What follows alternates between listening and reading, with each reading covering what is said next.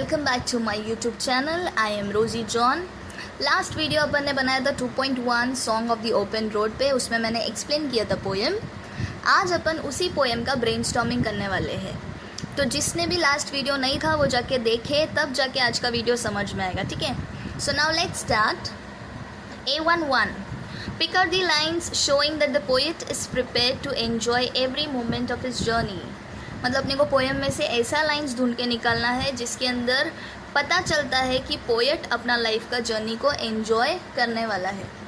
तो first line is afoot and light-hearted I take to the open road, henceforth I whimper no more, postpone no more, need nothing। Third line is strong and content I travel the open road। तुम लोग को और कोई line ऐसा लगता है जिसके अंदर पोएट एंजॉय करेगा, you can add your lines also, ठीक है। Come to A12 by all delicious burdens the poet means option A the luggage, option B the food he carries, option C the stress he bears during the travels, option D sweet memories of the past। अभी all delicious burdens का मतलब poem में है, option D sweet memories of the past। अभी आ जाओ A13 पे।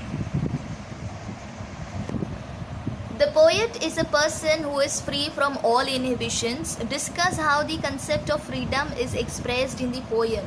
अभी अपने को बताना है कि पोएम में फ्रीडम को कैसे एक्सप्लेन किया है।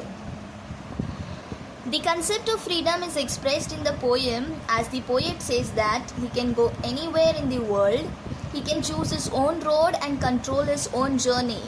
He does not give importance to any criticisms, nor does he pray for good fortune। Although his life is not free from obligations and troubles, he still encourages everyone to live their dreams, leaving the obstacles behind। ठीक है, अभी next पे आ जाओ। A21 Following are the activities of the poet related to his journey on the road। Divide them into two parts as activities the poet will practice and activities he will not practice। अभी नीचे तुम लोग को 8 activities दिया है, इसमें से तुमको ये बताना है कि इसमें से क्या क्या पोएट करेगा और क्या क्या पोएट नहीं करेगा। A Walking along the road though he does not know where it reaches। Yes, the poet will do this। मैंने एक्सप्लेनेशन में बताया था कि पोएट को फ़र्क नहीं पड़ता है कि रोड उसको सक्सेस देगा या नहीं, उसको सिर्फ क्या करना है, रोड को एन्जॉय करना है। B complaining about the discomforts during the journey. No, the poet will not complain about any discomforts during the journey. C postponing the journey. No, the poet will not postpone. D praying for good fortune. No, the poet will not pray for good fortune. E Carrying the fond memories of good people। Yes, poet अपने साथ अपना delicious burdens लेके चलेगा। F Creating contacts with famous and influential people। No, poet को किसी के साथ भी कुछ भी कॉन्टैक्ट नहीं चाहिए। G Striving to achieve high and bright success। No, poem में कहाँ पे भी मेंशन नहीं किया है कि पोएट को सक्सेस चाहिए, सिर्फ मेंशन क्या किया है कि poet wants to enjoy his life। तो ये जी जो striving to achieve high and bright success नहीं होएगा। H Reflecting and developing his own self। Yes, poet will do this। First line में ही बताया light hearted, open to all the experiences, मतलब वो अपने आप को डेवलप करेगा।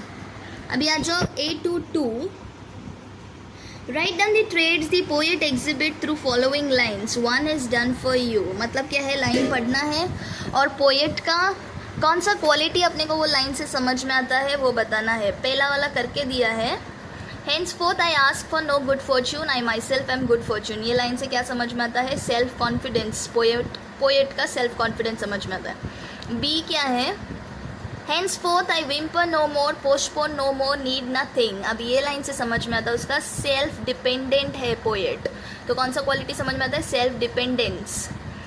सी I do not want the constellations any nearer। इससे समझ में आता है सेल्फ सेटिस्फाइड, कोई दूसरा इंसान उसको चाहिए कि अपने ज़िंदगी में नहीं, he is self satisfied. D I swear it is impossible for me to get rid of them। मतलब वो अपने ट्रबल्स को छोड़ के नहीं जा सकता है, तो इससे उसका कौन सा क्वालिटी समझ में आता है, अकाउंटेबिलिटी, पोएट का अकाउंटेबल वाला क्वालिटी समझ में आता है.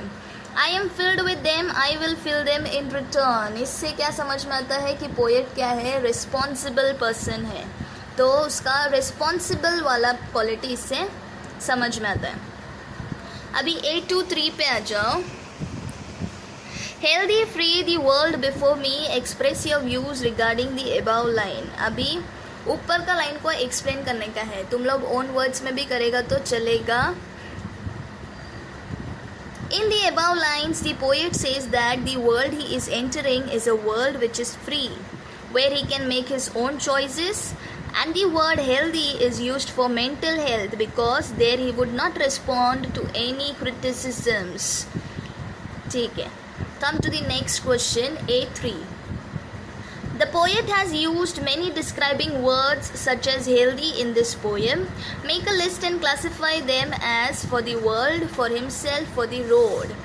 Describing words मतलब है adjectives. पोएट ने पूरा पोएम के अंदर बहुत सारा adjectives यूज़ किया. तो अपने को बताना है वर्ल्ड के लिए क्या adjective यूज़ किया है, खुद के लिए himself के लिए क्या adjective यूज़ किया है, रोड के लिए क्या adjective यूज़ किया है. Now for the world, poet ने यूज़ किया है healthy और free. हिमसेल्फ, खुद के लिए पोएट ने यूज़ किया है light hearted, strong, content. Road के लिए पोएट ने यूज़ किया है ओपन, लॉन्ग, ब्राउन. ठीक है.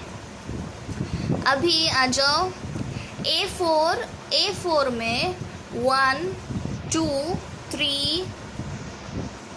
3 तक पूरा रीडिंग वाला एक्टिविटीज़ है. ठीक है, तो वो तुम लोग को रीड करना है. A4 पे आ जाओ. There are certain words that are repeated in the poem, for example, no more in line 7. Find out other similar expressions, explain the effect they have created in the poem. अभी no more उन लोग ने दिया है, line 7 में repeat हुआ है. अपने को और भी फाइंड आउट करना है. तो लाइन 4 में रिपीट हुआ है गुड फॉर्च्यून, और लाइन 10 and 11 में रिपीट हुआ है आई कैरी.